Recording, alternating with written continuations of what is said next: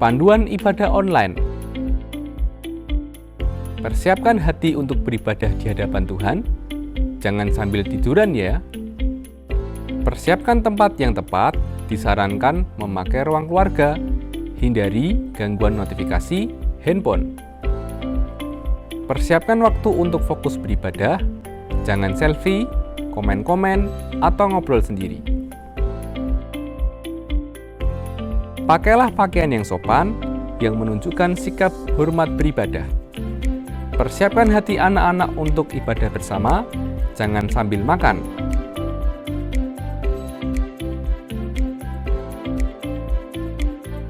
Selamat beribadah.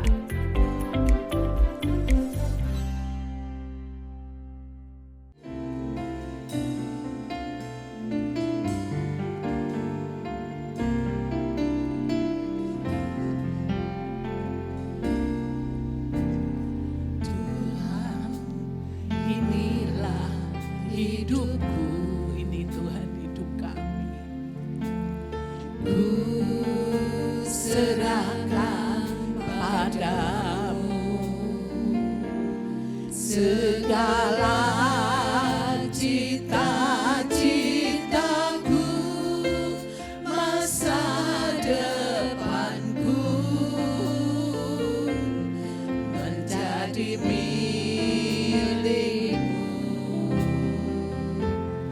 jadikan kami terang-Mu di tengah kegelapan dunia, membawa bangsa-bangsa kepadamu. Tuhan, ini kerinduanku.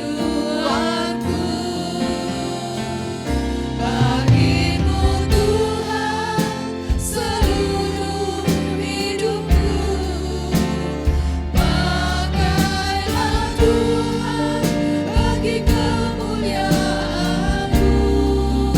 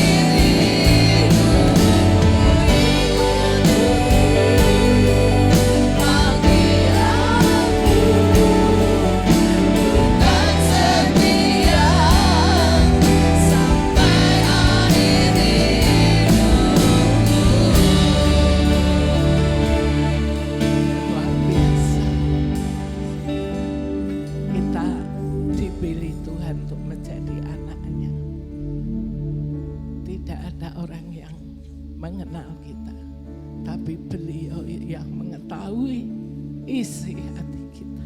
Kita bersyukur tinggal di Indonesia, semuanya tersedia, tanahnya subur, cuaca, suhu udara juga pas dalam kehidupan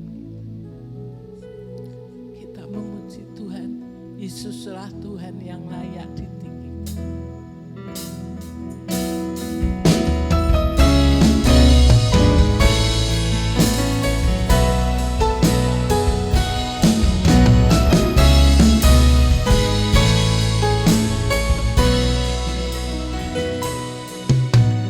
Yesuslah Tuhan yang layak ditinggikan, layak disembah oleh seluruh suku bangsa.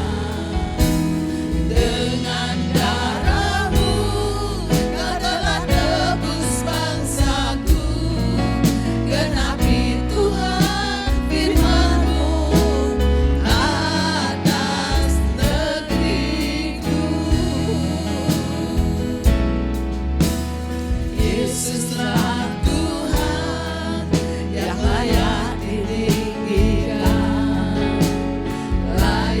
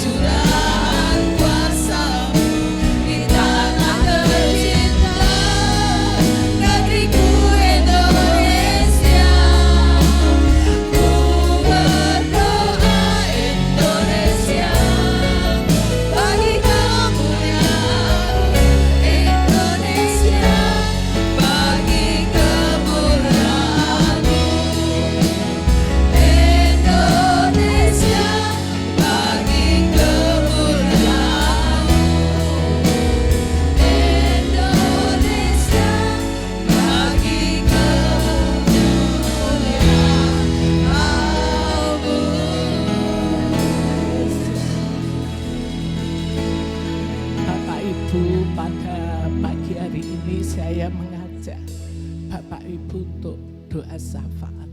Kita mewakili bangsa Indonesia.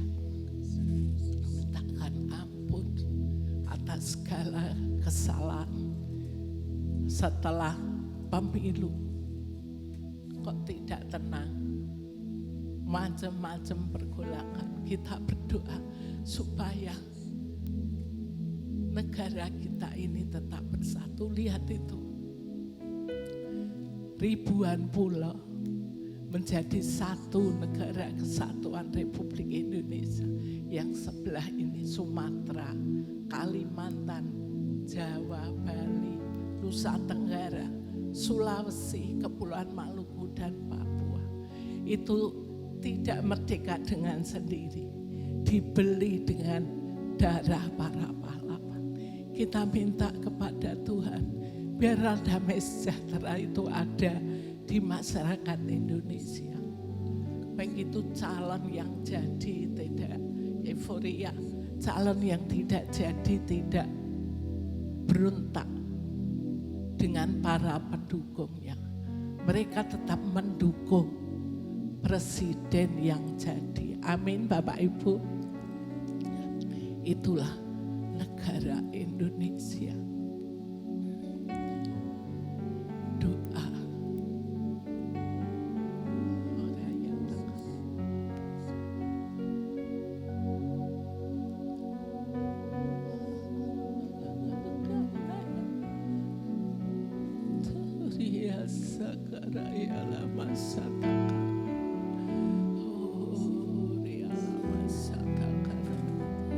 Yesus, kami mewakili bangsa Indonesia. Ampuni kami ya Tuhan yang kurang bersatu. Kami berdiri mewakili bangsa kami. Yesus, Yesus.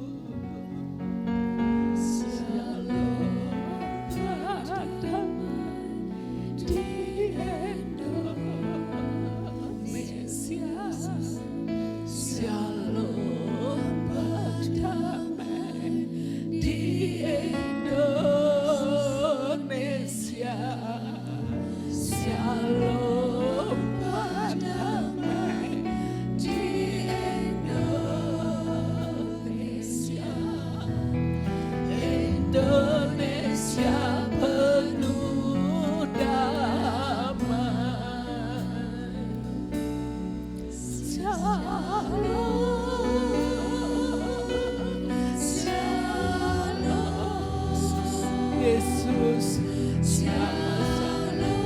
kami berdoa untuk suku-suku bangsa yang ada di Indonesia. Mereka tetap bersatu, mereka tetap mengasihi ya Tuhan. Salam buat Sumatera, salam buat suku bangsa Jawa yang ada di Pulau Jawa. Salam buat Kalimantan, salam buat Sulawesi, salam buat Bali dan Nusa Tenggara, salam buat Kepulauan Maluku dan penduduknya, salam buat rakyat Papua. Tuhan, ampuni kami ya Tuhan, rakyat Indonesia. Kami mohon kepadamu, ribuan pulau Kau berikan kepada Indonesia. Tidak ada satu pulau pun yang terlepas dari Indonesia. Sebab salam Tuhan Yesus, anugerah damai. Kami bersyukur Kau lahirkan kami di Indonesia, tanah yang subur Tuhan. Engkau memberkati wilayah Indonesia, darat, laut, udara, semua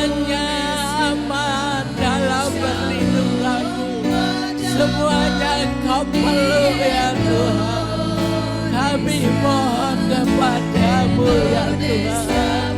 Kami mohon, kami bersyukur untuk pertanian, untuk tanah yang subur. Kami bersyukur untuk kebaikan segala macam yang Kau berikan pada kami. Kami bersyukur untuk pertambangan. Kami bersyukur untuk semua kalian, untuk minyak atau apapun juga. Kami bersyukur ya Tuhan. Indonesia penuh damai. Indonesia penuh damai. Kami berdoa untuk partai-partai baik yang menang maupun kalah, mereka tetap bersatu ya Tuhan. Kami bersyukur apapun keputusan yang Kau berikan, apapun siapapun yang menjadi presiden, wakil presiden dan kabinet, itu semua daripada-Mu. Kami akan mendukung doa. Terima kasih ya Tuhan. Belas kasihan-Mu, Engkau angkat segala bentuk bencana alam yang ada di Indonesia, baik itu banjir, gempa bumi, gunung meletus. Tolong Tuhan, kasihani bangsa kami. Damai-Mu atas Indonesia. Kami bersyukur kepada Yesus yang tolong bangsa kami. Berikan hati yang lembut ya Tuhan. Terpujilah Engkau. Kami berdoa untuk Bapak Jokowi. Kau berikan kesehatan. Kau tutup bungkus dengan tangan. Kami berdoa untuk presiden yang baru. Damai sejahtera-Mu menguasai hamba Tuhan yang Kau percaya untuk memimpin negeri ini. Terima kasih ya Tuhan.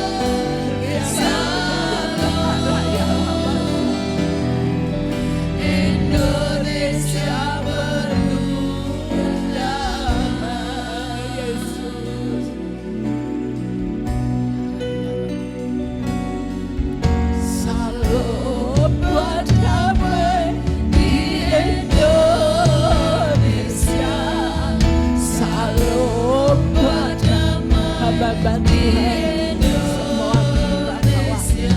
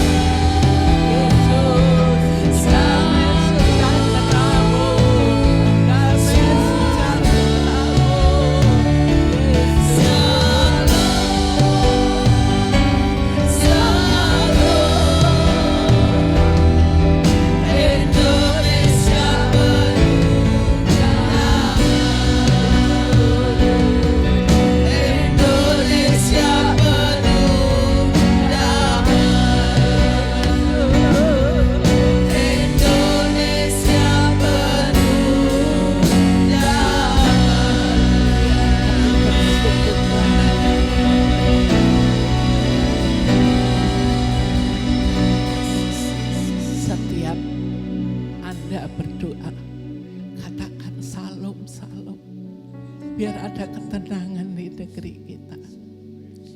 Tidak gontok-gontokan, tidak tukaran. Ya, saya serahkan Kak Sena.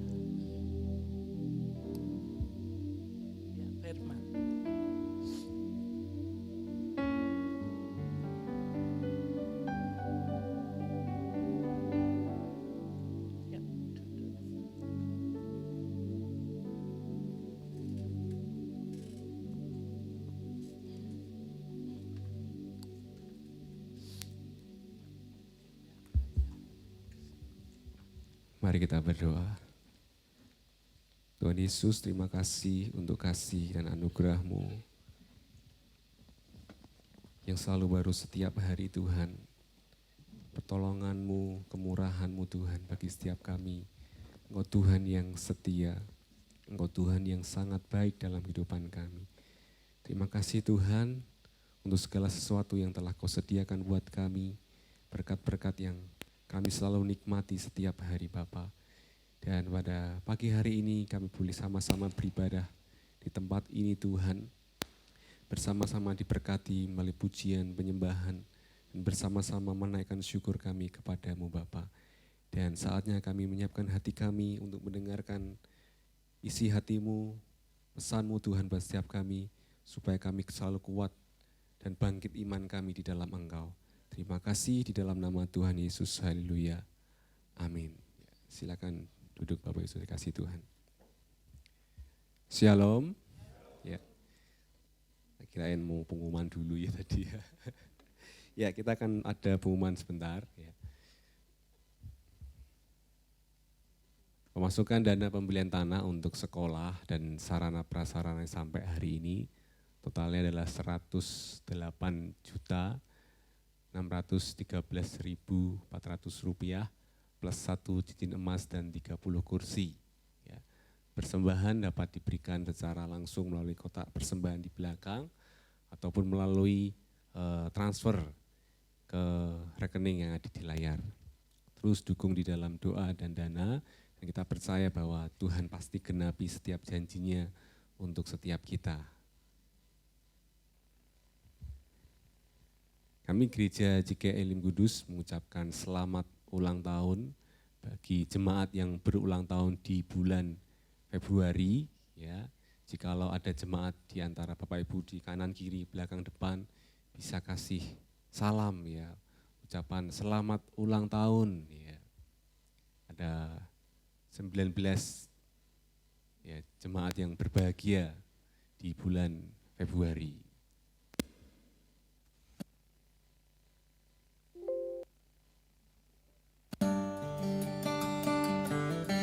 Berikut ini klip retreat ya, tempat retreat di Amerika Salatiga.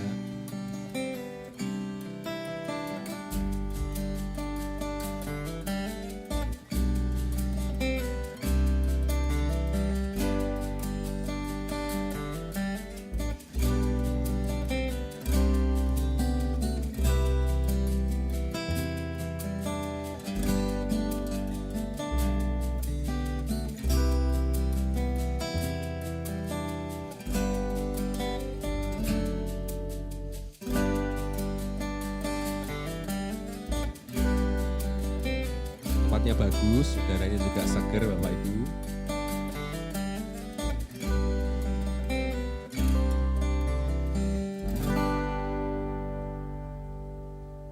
Akan diadakan retreat ya, keluarga 2024 GKI Elim Kudus pada tanggal 12 sampai 13 Juli 2024 di Amerika Hotel Salatiga. Kami harap Bapak Ibu bisa mendaftar sama-sama, biar kita sama-sama diberkati Tuhan. Berikut ini kontribusi biaya per orang Bapak Ibu, ya ada beberapa tipe macamnya.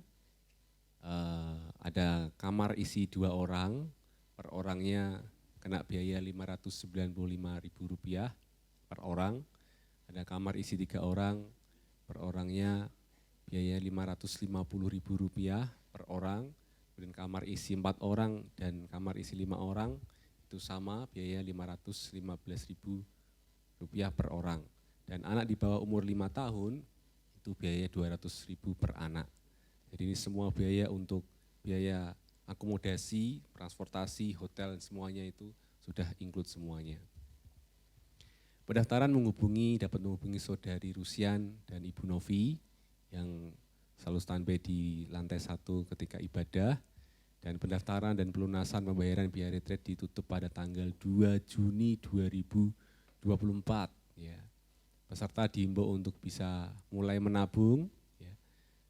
Panitia membuka pos tabungan bagi para calon peserta retreat. Jadi panitia ini sangat berharap Bapak Ibu bisa daftar semuanya sampai buka tabungan, membantu kita semua supaya kita bisa ikut ya. Jika Bapak Ibu belum punya tabungan di komisi, bisa dibantu tabungan di kepanitiaan. Tabungan akan dikelola oleh bendahara kepanitiaan oleh Ibu Santi. Ya. Pembatalan kepesertaan setelah tanggal 2 Juni 2024 biaya tidak bisa dikembalikan. Dan panitia menyediakan 3 bus sarana transportasi supaya kita bisa berangkat bersama-sama di dalam bus ya. Sehingga kita bersukacita dari berangkat sampai di sana sampai pulang kita bersukacita. Terima kasih. Wah, masih ada info loker Bapak Ibu ya. Dibutuhkan segera. Itu adalah pengasuh TPA Mamscare. Ya, persyaratan minimal usia 25 tahun, maksimal usia 40 tahun, lulus SMA atau sederajat diutamakan bidan, dan seterusnya. Lamaran bisa disampaikan di Yayasan Elim dengan berkas dapat dikirimkan ke email berikut dan nomor yang tertera. Selain TPA Mamscare ada juga guru PAUD KB Firdaus dan guru SD Widya Kirana. Jadi Bapak Ibu yang punya teman, tetangga, ataupun jemaat sendiri yang ingin mendaftar, dipersilahkan. Itu pengumuman gereja hari ini. Sekali lagi shalom Bapak Ibu. Sudah siap menerima berkat Tuhan hari ini? Amin. Yang siap katakan seperti biasa kanan kirinya, jangan ngantuk dulu ya. Ya, mari kita dasari perundangan firman Tuhan hari ini dengan beberapa ayat firman Tuhan. Ada 4 Bapak Ibu ya. Yang pertama Roma 15 ayat 13. Roma 15 ayat 13. Mungkin bisa dibantu dari LCD. Roma 15 ayat 13.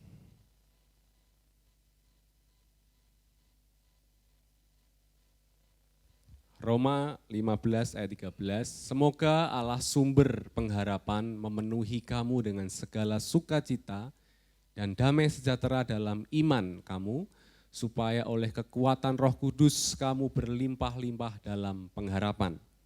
Yang kedua, 2 Korintus 1 ayat 3.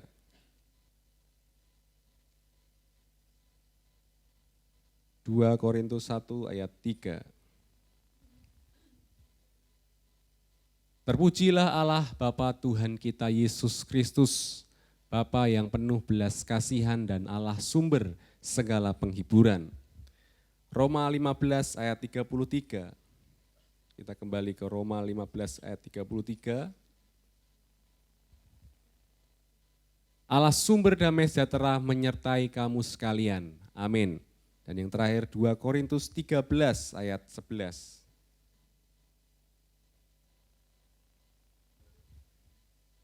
2 Korintus 13 ayat 11, akhirnya saudara-saudaraku bersukacitalah, usahakanlah dirimu supaya sempurna, terimalah segala nasihatku, sehati sepikirlah kamu dan hiduplah dalam damai sejahtera, maka Allah sumber kasih dan damai sejahtera akan menyertai kamu. Jadi 4 ayat ini menjadi dasar perenungan firman Tuhan hari ini. Dari pembacaan beberapa ayat firman Tuhan tadi ada kata-kata yang sama, yaitu adalah sumber. Allah sumber. Seperti contoh 2 Korintus 13 ayat 11, Allah sumber kasih dan damai sejahtera akan menyertai kamu. Kalau dalam Roma 15 tadi, semoga Allah sumber pengharapan. 2 Korintus 1 ayat 3, Allah sumber segala penghiburan. Roma 15 ayat 33, Allah sumber damai sejahtera. Kata sumber mempunyai arti yaitu asal usul yang bersumber. Misalnya sumber, ada sumber bunyi, ting ting ting ting ting ting. Ya. Biasanya kalau ada orang lewat ting ting ting ting ting ting, kita tahu itu jualan apa. Kita cari sumber suaranya. Ya. Kalau kita ingin, kita panggil bapaknya. Sumber berarti asal usulnya. Berarti asal-usul bunyi tersebut, misalnya kalau itu dari tukang bakso itu tadi, berarti asal-usul sumbernya dari tukang bakso itu yang memukul mangkoknya. Ya. Maka dari itu jika tadi dituliskan Allah sumber pengharapan, maka asal-usul pengharapan tersebut adalah dari Allah itu. Allah sumber segala penghiburan, maka asal-usul segala penghiburan adalah dari Allah kita. Dan Allah sumber kasih dan damai sejahtera, maka asal-usul kasih dan damai sejahtera itu adalah dari Allah. Nah, jikalau kita sudah mengerti asal-usul pengharapan datangnya dari Allah, maka kita harus berharap kepada Allah. Karena pengharapan itu sumbernya dari Allah. Bukan berharap kepada kekuatan kita sendiri. Bukan berharap dari setiap pengetahuan, pengalaman kita. Karena sumber pengharapan itu adalah dari Allah. Makanya kita harus berharap kepada Allah. Dan bukan berharap kepada dunia. Jikalau kita tahu bahwa segala penghiburan datangnya dari Tuhan, maka kalau kita sedih, ya, harusnya kita datang kepada Tuhan. Bukan cuma sekedar datang kepada nonton film, ya. Datang untuk jalan-jalan, itu sumber dari dunia, itu penghiburan dari dunia. Tapi sumber penghiburan itu datangnya dari Tuhan. Kalau kita sedang sedih, khawatir, takut, kita datangnya harusnya kepada Tuhan. Kalau tadi dialah sumber segala kasih dan damai sejahtera. Kalau kita membutuhkan kasih, kita membutuhkan namanya pelukan, kita datangnya kepada Tuhan. Kita datangnya kepada Allah, karena dialah sumber segala sesuatu. Dan jikalau Tuhan itu diberi predikat namanya sumber, berarti kapasitas, kuantitasnya itu besar. Ya. Gampang contohnya sumber air, berarti di situ ada air yang melimpah, ada air yang sangat banyak. Ya. Bahkan kalau sumbernya itu baik, berarti juga kualitas dari air itu juga baik. Dan saya percaya Tuhan adalah sumber segala sesuatu. Sumber yang tidak akan pernah habis. Meskipun Bapak Ibu berdoa setiap hari, minta setiap hari, kasihnya dicurahkan setiap hari, kasihnya itu tidak akan pernah habis. Makanya firman-Nya berkata kasihnya tidak berkesudahan, tidak akan pernah habis. Kalau kasih manusia kadang itu mut-mutan. Kalau sedang tidak mood, habis kasihnya. Tapi kalau sedang mood, wah kasihnya besar. Apalagi kalau dalam posisi yang baik, itu moodnya baik. Tapi kalau dalam posisi yang tidak baik, kasih itu terkondisikan, terpengaruhi. Tapi kalau kasihnya Tuhan, sumber segala sesuatu datangnya dari Tuhan. Bahkan segala ciptaan itu datangnya dari Tuhan. Karena dialah sumber ciptaan termasuk kita. Harusnya kita tahu ketika kita butuh pertolongan Tuhan, kita datang kepada Tuhan sebagai sumber yang tidak pernah habis. Ingat ketika Yesus bertemu dengan perempuan Samaria di sumur Yakub.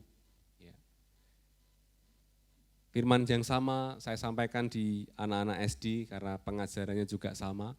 Mereka tak suruh bikin sumur Yakub, malah bentuknya seperti keranjang. Tapi mereka ingat, karena dikasih aktivitas mereka akan ingat. Ketika saya tanya kemarin minggu lalu teman-teman belajar apa, yang diingat adalah sumur Yakub. Kalau minggu kemarin itu belajar tentang Lazarus. Suruh bikin Lazarus yang dibikin mumi gitu ya. Dia akan ingat selalu Lazarus. Yohanes 4 ayat 13 sampai 14. Yohanes 4 ayat 13 sampai 14. Yohanes 4 ayat 13 sampai 14. Jawab Yesus kepada perempuan Samaria, barang siapa minum air ini dari sumur Yakub, ia akan haus lagi. Tetapi barang siapa minum air yang kuberikan kepadanya, ia tidak akan haus untuk selama-lamanya. Sebaliknya air yang kuberikan kepadanya akan menjadi mata air di dalam dirinya yang terus-menerus memancar sampai kepada hidup yang kekal. Ketika kita minum dari dunia, itu akan habis. Tapi ketika kita minum dari Tuhan, yaitu sumber air kehidupan, itu tidak akan pernah habis. Bahkan dikatakan tidak akan haus lagi. Bahkan itu akan menjadi mata air. Mata air yang harus kita bagikan juga kepada orang lain. Terus-menerus memancar sampai kepada kehidupan yang kekal. Maksudnya Yesus adalah sumber air kehidupan. Ketika kita butuh kesegaran, kita butuh minum, haus, lapar, kita juga datangnya kepada Tuhan. Ialah sumber air kehidupan. Ketika kita meminum air kehidupan itu, maka kita akan dipuaskan. Maka kita akan disegarkan kehidupan kita. Bahkan dikatakan barang siapa minum air yang Yesus berikan, kita tidak akan haus selama-lamanya. Bahkan air itu tidak terpengaruh cuaca. Mau cuaca yang sedang panas, kering, mungkin musim kehidupan kita hari ini kering. Tapi ketika kita tahu sumbernya, makanya orang-orang akan berkata, kamu tuh loh tidak pernah sedih rasanya. Meskipun di rumah kita nangis Bapak Ibu, bergumul, tapi ketika ketemu orang kita senyum, ya. Sepertinya kamu gak punya masalah ya. Padahal mungkin musim kehidupan kita sedang kering. Ya. Tapi kita tahu sumber kehidupan kita datangnya dari Tuhan. Sepertinya rasa air kehidupan itu terus mengalir untuk kita. Sehingga wajah kita pun menjadi wajah yang sukacita. Tadi panas kering maupun dingin hujan, sumber air itu tetap mengalir. Air kehidupan yang Yesus berikan juga tidak terpengaruh musim. Mau musim kemarau, musim dingin, sumber air kehidupan itu terus memancar. Sumber air kehidupan terus tidak akan pernah habis. Dan alirannya pun besar dan kuat. Makanya kalau kita ingat, air itu dari mata kaki sampai menenggelamkan kita. Karena Tuhan kita itu adalah sumber air kehidupan. Begitu juga dikatakan tadi, Allah adalah sumber pengharapan. Makanya pengharapan di dalam Tuhan tidak akan pernah lenyap. Allah sumber penghiburan, maka penghiburan di dalam Allah juga tidak akan pernah habis. Kapanpun, musim kehidupan apapun, ketika kita datang kepada Tuhan, Tuhan adalah pengharapan, Tuhan adalah kasih, Tuhan adalah penolong kita. Allah sumber kasih dan damai sejahtera, maka kasih dan damai sejahtera di dalam Allah tidak akan pernah berkesudahan di segala musim. Di dalam segala keadaan, pengharapan, penghiburan, kasih, dan damai sejahtera dari Allah akan tetap selalu ada. Yang mempengaruhi semuanya itu adalah kita. Kita mau datang kepada Tuhan atau tidak. Kalau sumbernya itu tetap mengalir terus. Ya. Bahkan saya percaya setiap hari selalu baru dicurahkan. Kalau kita tidak mengalami, berarti ada yang salah di dalam kehidupan kita. Mungkin hati kita sedang tidak siap, mungkin hati kita sedang tidak baik, makanya ketika Tuhan kirimkan berkat-berkat itu, rasanya kita tidak sampai di dalam hati kita. Padahal sumber itu terus mengalir, sumber itu terus mengalir untuk kita. Jangan seperti bangsa Israel Bapak Ibu, padahal bangsa Israel sudah melihat begitu banyak mujizat dan kebesaran Tuhan. Ya. Sebelum saya siapkan firman ini, ada satu firman juga yang saya siapkan tentang mujizat terbesar. Jadi mujizat terbesar itu bukan hanya berbicara ketika Musa bisa membelah laut teberau. Mujizat terbesar bukan ketika Yosua bisa meruntuhkan tembok Yeriko. Karena apa? Karena itu hanya jasmani. Ketika mujizat itu terjadi, selesai itu mereka masih tegar tengkuk. Mereka masih bersungut-sungut. Tapi yakinilah mujizat terbesar ketika ada perubahan hati dari yang tidak baik menjadi baik. Seperti Paulus. Sehingga dia tahu tujuan kehidupannya. Makanya ketika bangsa Israel itu menikmati mujizat Tuhan, melihat kebesaran Tuhan, mereka tetap bersungut-sungut ketika dalam keadaan susah.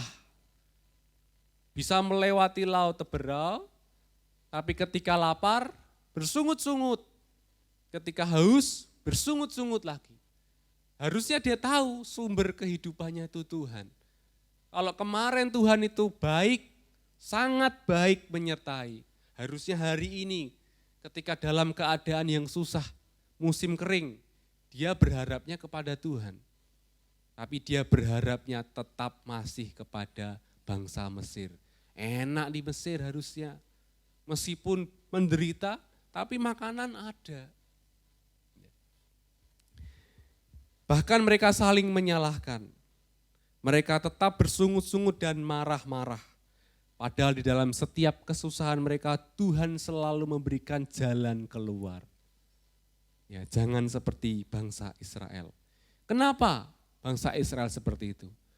Karena bangsa Israel tidak menjadikan Tuhan sumber segalanya. Kalau bangsa Israel menjadikan Tuhan sumber segalanya, tidak akan ada cerita dia bersungut-sungut. Dia akan terus berharap kepada Tuhan. Dia terus akan mengandalkan Tuhan dalam kondisi apapun.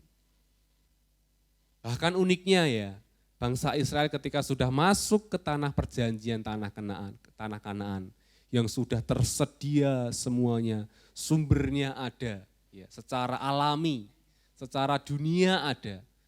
Apa yang dilakukan bangsa Israel? Tetap menjauhi Tuhan, tetap membelot, ya, membuat Tuhan itu cemburu, tetap menyembah dewa-dewa yang lain dengan menikahi perempuan-perempuan dari bangsa yang lain, tetap menyakiti hati Tuhan. Itu bangsa Israel. Karena bangsa Israel tidak menjadikan Tuhan itu sumber segalanya. Kalau kita seperti bangsa Israel akan ada waktunya, ada kalanya ketika musim itu tidak ada. Misalnya, hari ini tidak ada makanan, hari ini tidak ada berkat Tuhan, hari ini tidak ada uang. Pasti hati kita mulai terpengaruh. Bersungut-sungut, marah kepada Tuhan dan sebagainya.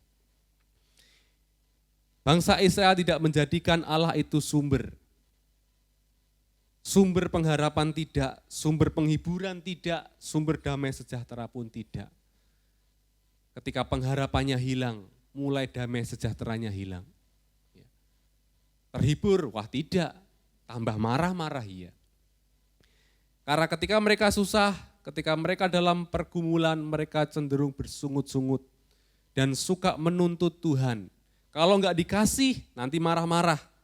Bahkan ketika mereka hidupnya sudah enak dan nyaman, mereka cenderung melupakan Tuhan dan pindah ke lain hati. Jadi tetap berjaga-jaga dalam segala musim kehidupan. Di musim kekurangan kita berjaga-jaga, di musim kelimpahan apalagi kita juga berjaga-jaga. Tetap jadikan Tuhan itu sumber di segala musim kehidupan kita. Jangan sampai setiap damai sejahtera kita tercuri. Nanti iblis akan mempengaruhi kita. Kamu bisa jalani sendiri, kamu kuat kok, Kan ini seperti yang kemarin, bisa jalan sendiri. Itu iblis mulai mencuri yang namanya Tuhan itu sumber. Ya, hanya mengubah arah sumbernya itu dari kekuatanmu. Kamu kuat, kamu bisa, kamu mampu. Dengan kekuatanmu sendiri, dengan pengertianmu sendiri, kamu pasti bisa. Itu iblis mengubah pola pikir kita. Sehingga kita ketika terubahkan, ya, ketika kita terubahkan pola pikir kita, akan mengubah jalan kehidupan kita. Nah, kalau kita menjadikan Allah sumber kehidupan kita, menjadikan Allah sumber pengharapan kita, maka dalam kondisi apapun sekali lagi, kita akan tetap bersyukur. Ya, tidak bersungut-sungut. Harusnya bangsa Israel ketika mereka kekurangan air, mereka bersyukur, Tuhan terima kasih. Saya percaya kalau kemarin Tuhan itu berbuat baik, ya, bisa membelah air, harusnya mencurahkan air itu pun bisa. Ya. Tapi mereka lebih memilih bersungut-sungut. Meskipun kondisi sedang tidak baik, kita tidak mengeluh. Kita tetap percaya bahwa Tuhan itu baik. Dan ketika kondisi sudah membaik, kita pun tetap rendah hati. Dan tetap bersyukur dan percaya bahwa Tuhan itu juga tetap baik. Kita harus belajar dari Daud, Bapak Ibu ya. Daud menjadikan Tuhan itu sumber pengharapannya. Entah dalam kondisi yang sedang tidak baik, ataupun kondisi yang sedang baik. Contohnya ketika Daud belum menjadi siapa-siapa, alias hanya sebagai gembala domba. Kakak-kakaknya menjadi tentara, dia hanya sebagai gembala domba. Ketika Daud tidak diprioritaskan oleh orang tuanya, ya, kakak-kakaknya suruh menjadi prajurit penjaga negara, sedangkan Daud hanya disuruh menjadi penjaga kambing domba. Tapi dia tetap bersyukur kepada Tuhan dan menjalankan tugasnya dengan penuh tanggung jawab. Setelah itu ketika Daud diperkenan melawan Goliat, artinya Daud sedang menghadapi masalah dan pergumulan yang sangat berat. Dia juga tidak mengeluh, dia tidak bersungut-sungut, melainkan dia sangat percaya bahwa Tuhan yang besar sanggup memberikan pertolongan kepadanya. Meskipun dilawan Goliat yang sangat besar, dia berkata, Tuhanku lebih besar untuk mengalahkan engkau Goliat. Akhirnya Goliat pun dikalahkan. Lanjut ketika dikejar-kejar Saul. Nah ini kisah cocok bagi kita yang merasa capek, dikejar-kejar oleh permasalahan. Seperti masalah itu mengejar kita. Tidak pernah habis. Ternyata bukan hanya sumber itu yang tidak pernah habis, rasanya masalah itu juga tidak pernah habis. Seolah-olah masalah datang silih berganti, seperti kita sedang dikejar-kejar oleh masalah. Ketika Daud dikejar-kejar oleh Saul, diburu oleh Saul, Daud pun merasa capek. Harus lari ke sana kemari dan sebagainya. Merasa lelah, tetapi Daud tidak pernah mengeluh. Daud tidak menyerah. Dalam keadaan yang lelah, dalam keadaan yang capek, Daud tetap bersyukur dan berdoa kepada Tuhan dan berharap kepada Tuhan. Bahkan yang luar biasanya, di tengah kesulitan dia menulis banyak lagu, banyak kidung, luar biasa. Banyak yang dihasilkan menjadi berkat buat kita hari ini.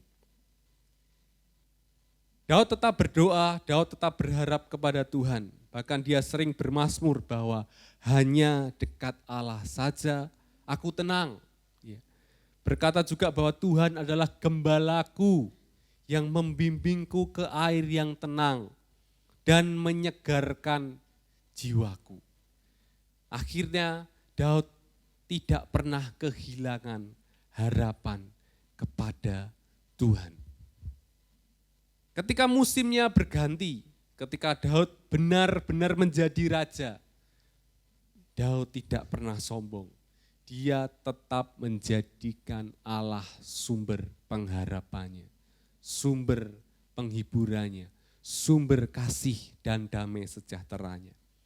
Dia tetap percaya dan bersyukur bahwa apapun yang diraihnya itu semua karena Tuhan yang menolongnya.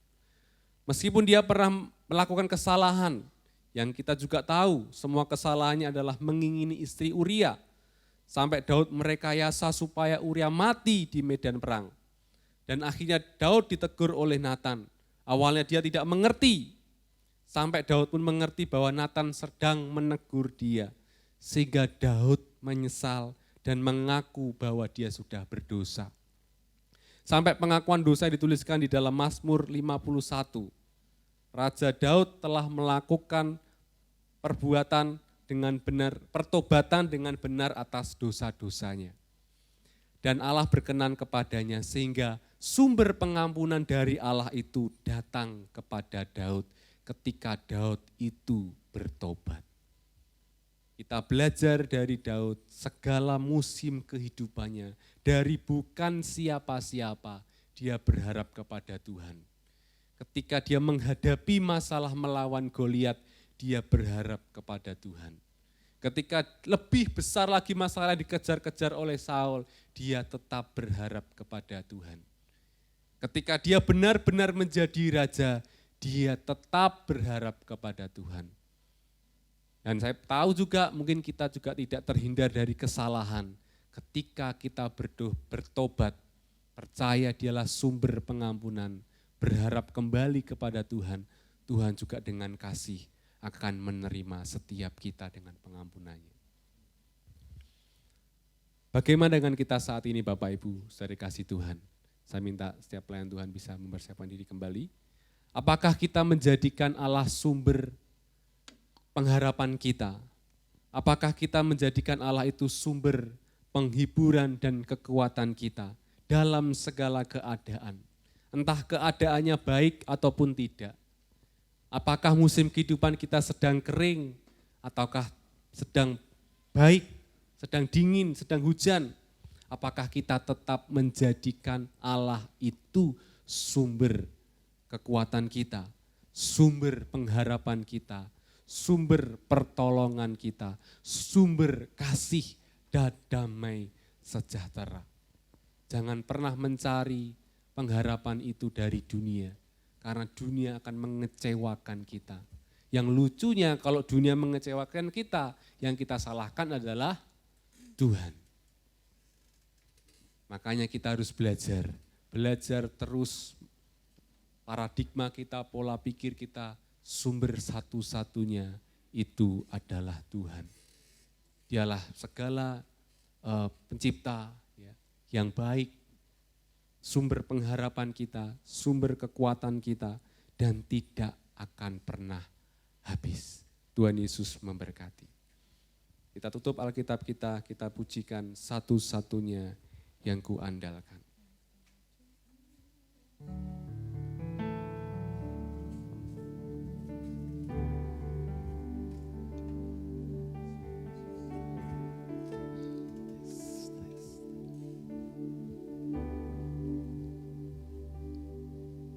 Engkau Tuhan yang setia,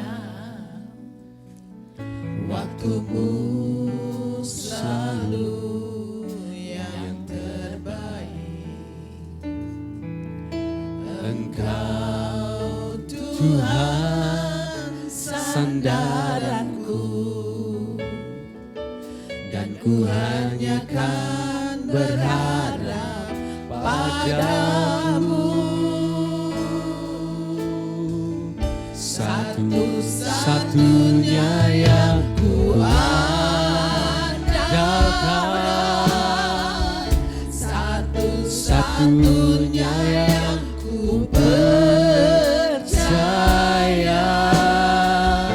Engkau sumber kekuatan, sumber pengharapan, sumber kedamaian. Satu-satunya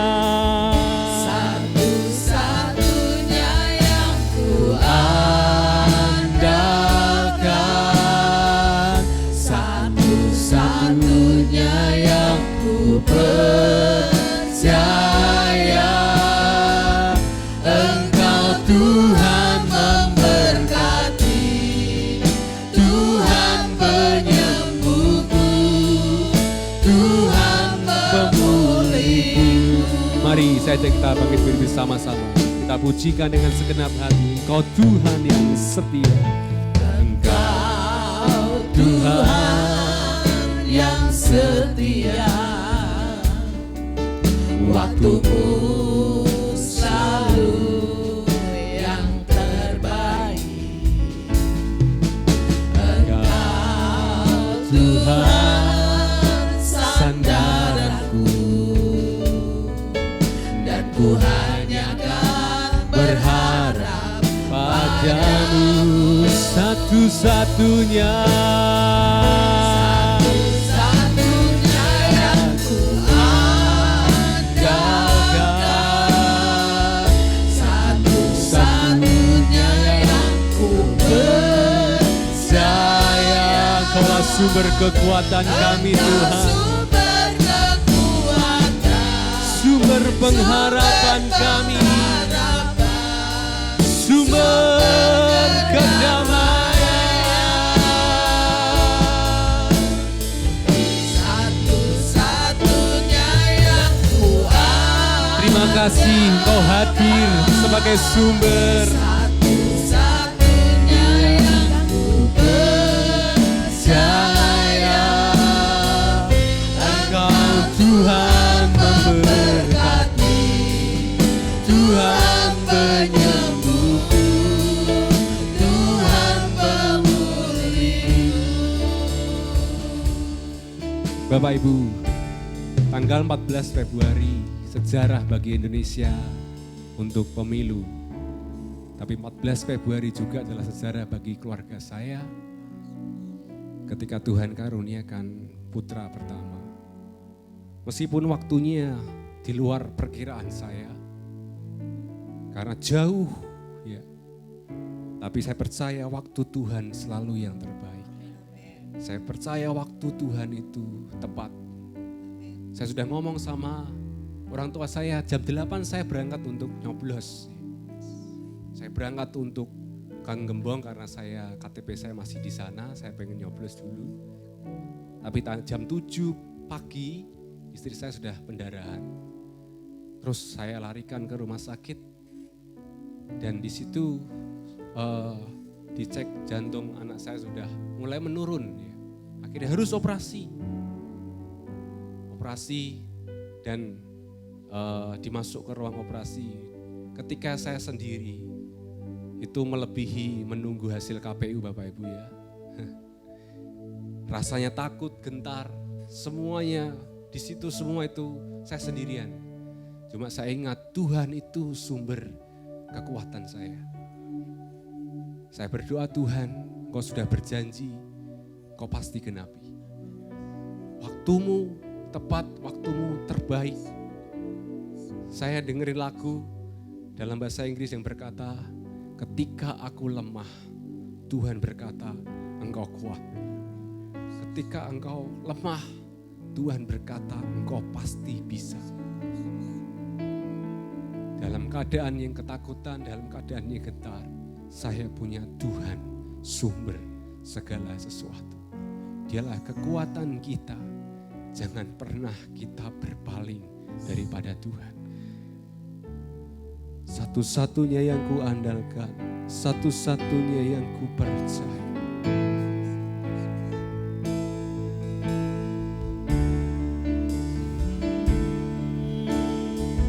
Satu-satunya yang ku andalkan. Kami percaya Tuhan, Engkaulah satu-satunya yang kami percaya. Engkaulah Tuhan yang kami andalkan. Engkaulah sumber kekuatan kami. Hari ini kami tidak hanya mendengar, kami tidak hanya membaca, tapi kami mau menghidupi, kami mau mengimani Engkaulah sumber kehidupan kami. Satu-satunya yang ku andalkan,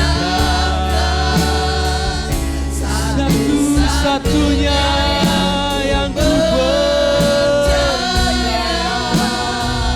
Engkau Tuhan memberkati, Tuhan penyembuhku, Tuhan. Sekali lagi, satu-satunya yang ku andalkan. satu-satunya yang ku andalkan, Kepada Bapak Kepala saya berdoa. satunya yang ku percaya. Engkau sumber kekuatan, sumber pengharapan, sumber kedamaian.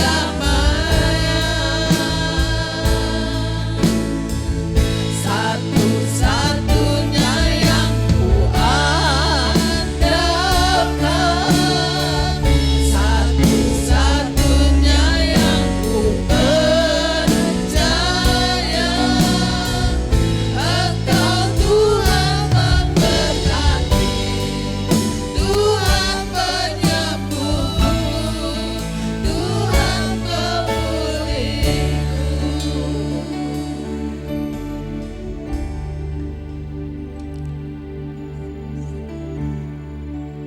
Engkau hebat, karyamu luar biasa di dalam hidup kami.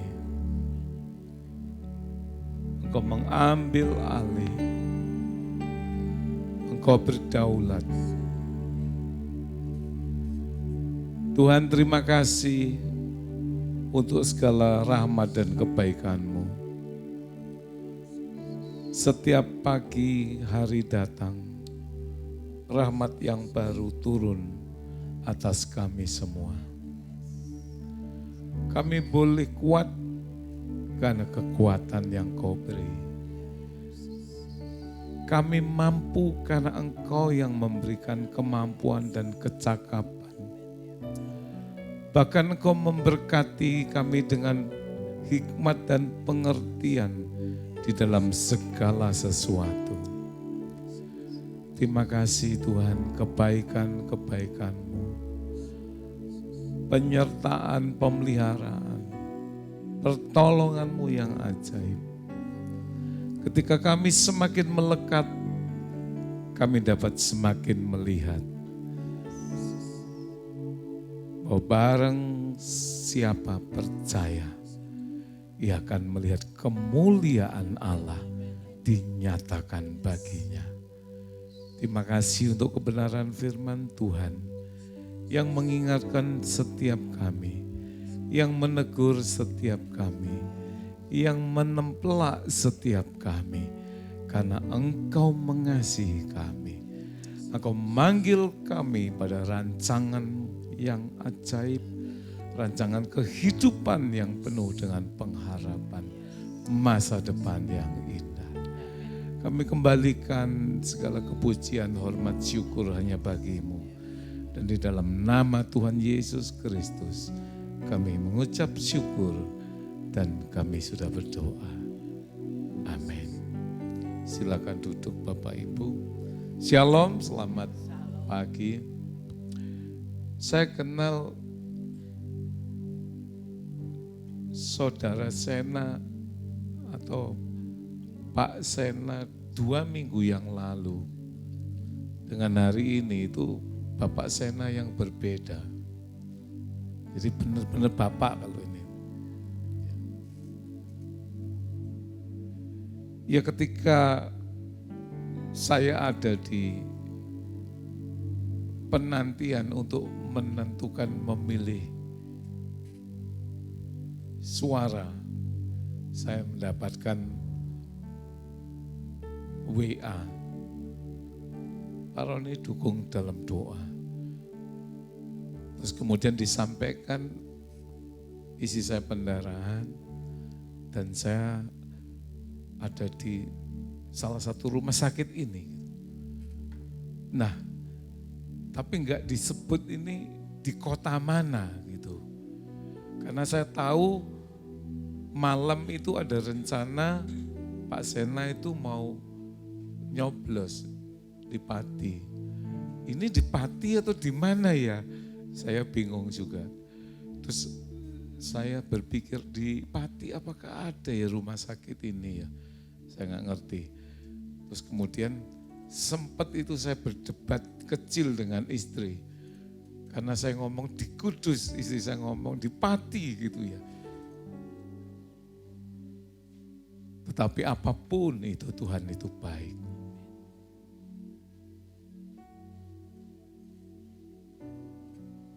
Dalam tangisan, dalam pengorbanan, di situ tetap ada kemuliaan. Di situ tetap ada berkat. Bagi setiap kita hari ini, hidup itu seperti uang, koin, yang kedua sisinya itu ada gambarnya. Yang kedua sisinya itu ada isinya. Ketika engkau mengalami persoalan, ketika engkau menghadapi kesulitan, ketika engkau ada di dalam pergumulan, itu bagian sisi mata uang. Tetapi yang melekat bersamanya, satu sisi mata uang, di sebelahnya itu blessing. Engkau dipanggil kalahkan, hadapi semua tantangan kesulitannya. Karena di dalamnya blessing itu bersamanya. Anda mesti percaya ini. Di Indonesia ini banyak buah. Buah ini dikatakan orang akan menimbulkan mungkin bau, mungkin bisa sebalen atau apa gitu ya. Itu penangkalnya itu ada di tempat yang sama. Anda makan jeruk, ya. Saya mau katakan saya ngajari hari ini satu yang berbeda. Jangan takut kotor. Sehingga jeruk itu terus seratnya itu Anda ambil, Anda buang, yang putih-putih itu dibersihkan supaya bersih, terus kemudian Anda makan. Penangkalnya Anda buang. Yang suka pete siapa? Nggak usah angkat tangan, nanti sebelahnya jadi kaget-kaget. Ketika Anda makan pete, Anda tahu apa dampak akibat dan bencananya. Oh, satu orang ini yang Pak Roni Ananta ya jujur. Ketika setelah makan, Anda buang air kecil, itu satu rumah tahu kalau oh ini habis makan pete begitu. Karena kulit ari putihnya Anda buang, tinggal hijaunya aja. Tapi kalau Anda makan bersama kulit putihnya, kelihatannya minimal itu berkurang banyak dampaknya. Dan tidak mengganggu penghuni yang lain. Anda makan salak, makan beberapa saja, Anda kesulitan untuk BAB. Kenapa? Kulit arinya Anda bersihkan. Padahal itu penangkalnya jadi satu di situ. Kalau itu Anda enggak buang, kelihatannya enggak bermasalah, kecuali Anda seketika habiskan 1 kilo. Jadi ketika ada satu persoalan yang datang, Anda jangan melihat persoalannya, tapi lihat bahwa Tuhan berencana memberkati Anda. Mindsetnya dibalik. Waduh kok masalah terus yo, kok masalah terus. Anda akan patah arang, Anda akan menjadi lemah. Tetapi ketika masalah, Anda lihat di balik ini Tuhan punya rencana. Dia mengasihi aku, Dia sedang mempersiapkan memberkati aku berlimpah-limpah. Saya minta waktu sebentar. Saya berikan satu ilustrasi. Ada dua kelompok. Kelompok A dan kelompok B. Mereka sedang camping atau mereka sedang berada di gunung. Yang satu di sisi kiri, yang satu di sebelah kanan gunung. Malam hari mereka bercamping di sana. Dua kelompok. Gunung itu atau pegunungan itu terkenal, di situ banyak serigalanya. Dan ketika malam hari ada serigala datang menghampiri salah satu camping kelompok A. Ketika datang satu serigala, dia lihat ini sebagai masalah. Begitu dia lihat ini masalah, ini down. Keberanian ini sudah berkurang. Sekalipun mereka mungkin berempat, berlima, serigala satu datang. Kemudian dia kocar-kacir, dia melarikan diri. Ketakutan. Lemah. Tidak ada keberanian. Tetapi ketika datang serigala itu di kelompok B, dia tidak lagi berpikir itu masalah. Dia pikir begini, bulunya bagus, ini tentu mahal. Ini ilustrasi ya. Tentu mahal. Bisa jadi tas, bisa jadi dompet, bisa jadi macam-macam. Pasti berharga. Dan kemudian mereka berempat, berlima itu rembukan. Gimana? Nanggapinya kan berbeda. Terus kemudian dia ngomong sama serigala ini. Di mana temanmu yang lain? Kalau cuma satu, aku dapatnya sedikit karena dibagi 5. Respon yang berbeda, masalah yang sama. Intinya, masalah boleh datang. Anda jangan melihat hanya kesulitan untuk menghadapi masalahnya. Tapi Anda harus berimbang, minimal Anda melihat apa rencana Tuhan di balik masalah yang boleh datang di dalam kehidupan. Minta hikmat kekuatan tadi, satu-satunya yang kuandalkan. Karena dia berikan hikmat dalam segala sesuatu untuk mengatasinya. Dia menyertai, dia menolong, dia memberikan kekuatan dan sekaligus dia memberikan kemenangan. Ketika kita menghadapi dengan antusias, dengan percaya diri bahwa kita punya Tuhan yang hebat, Anda tidak akan mundur. Anda boleh berdarah-darah. Anda boleh mengalami sesuatu hal yang tidak nyaman. Tetapi sekali lagi di dalam pengorbanan, di balik semua itu ada kemuliaan yang disediakan. Mari kita bangkit berdiri. Kita percaya bahwa Tuhan yang hebat adalah Tuhan yang selalu menepati janjinya. Itu yang tadi Sersena katakan. Dia yang berjanji, dia yang mengenapi.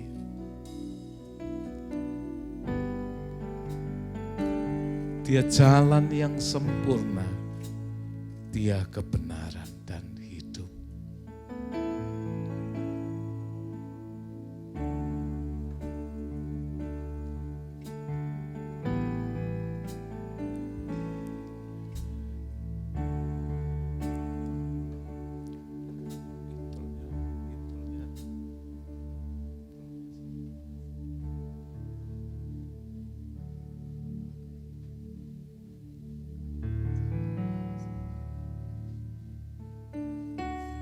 kita naikkan pujian kasih Tuhan.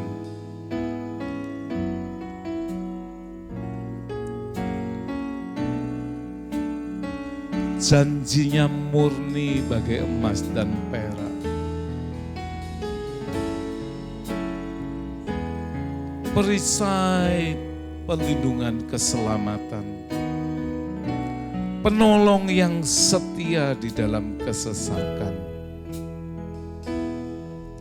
Engkaulah jalan yang sempurna, janjimu murni bagai emas perak.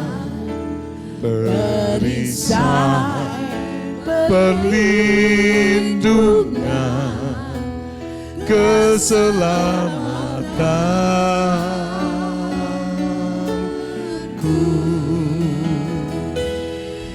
Engkaulah jalan kebenaran, dalam kasih-Mu ada kehidupan. Penolong yang setia di dalam kesesakan,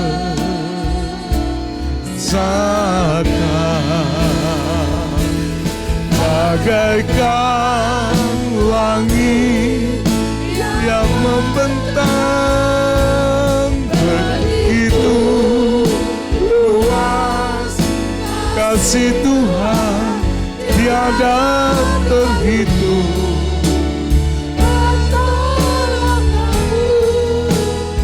Dalam hidupku,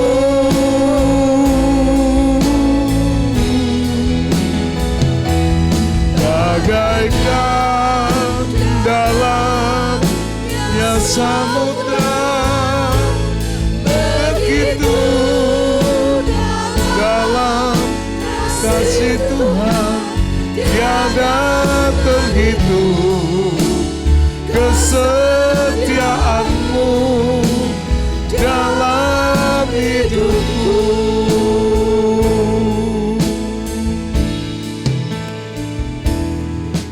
Engkaulah jalan yang sempurna. Amin. Jangan takut, Dia Tuhan yang peduli. Dia Tuhan yang hadir. Dia Tuhan yang menyapa. Dia Tuhan yang menolong. Janjinya adalah iya dan amin, karena Dia setia. Dalam kasih-Mu ada kehidupan.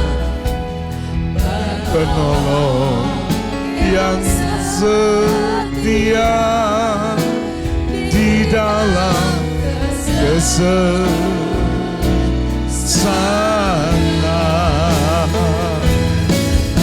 bagaikan langit yang membentang, begitu luas kasih Tuhan tiada terhitung. Pertolongan-Mu dalam hidupku,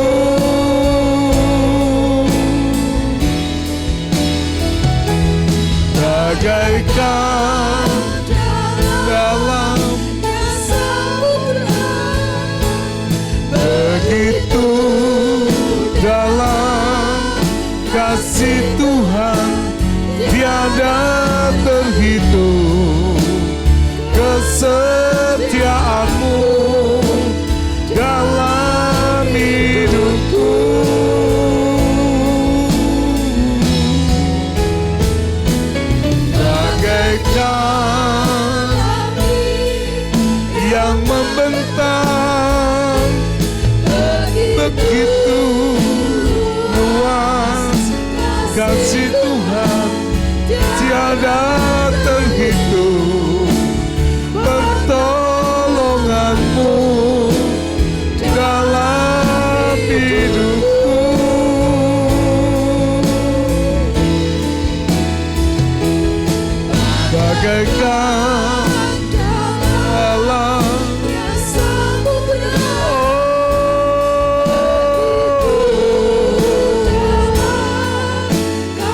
kasih Tuhan tiada terhitung, kesetiaan-Mu tiada terhitung, kesetiaan-Mu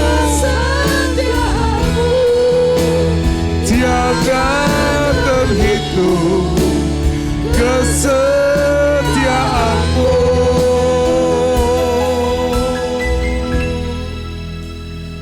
dalam hidupku.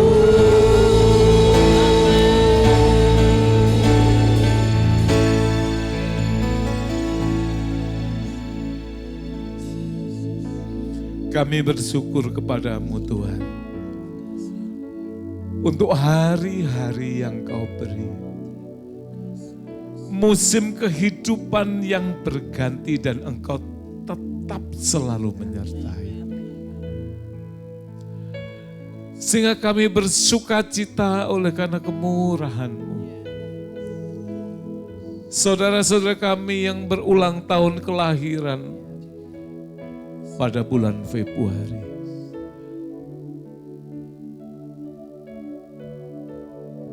Masuk di tahun 2024 yang Kau berkati. Kami percaya untuk itu kami berkata-kata.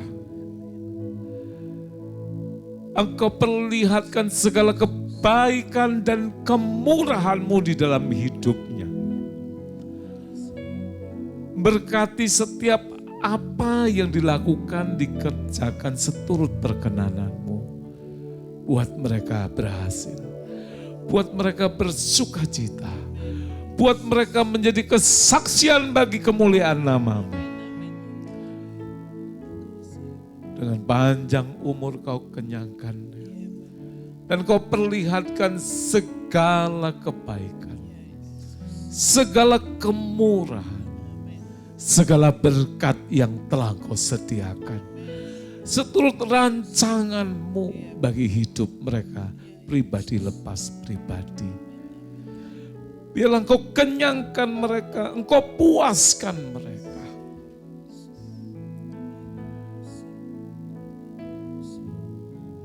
Karena Engkau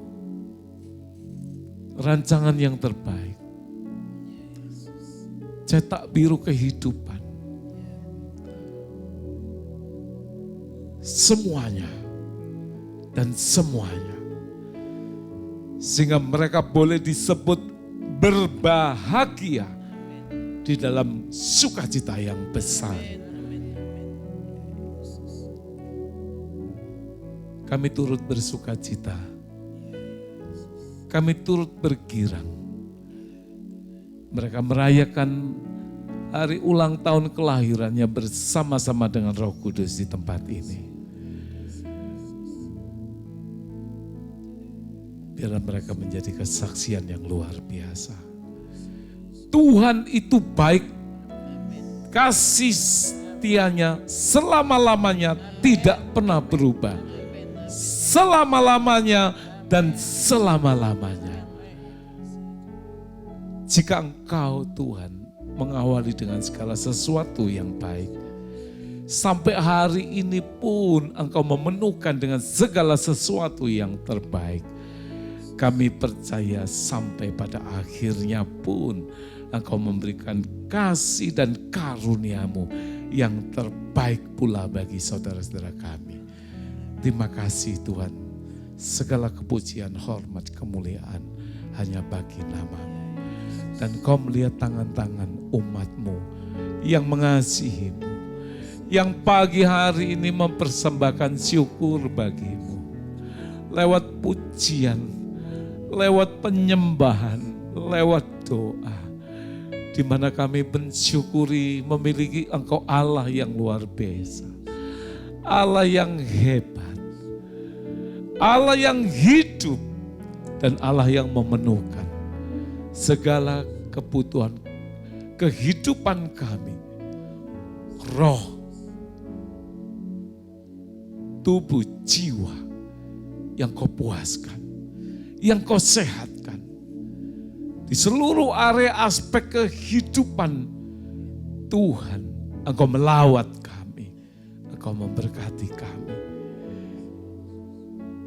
Biarlah datanglah kerajaan-Mu di bumi seperti di surga. Itu terjadi di masing-masing pribadi, lepas pribadi tanpa terkecuali. Hadir di dalam keluarga, lepas keluarga, tanpa beda.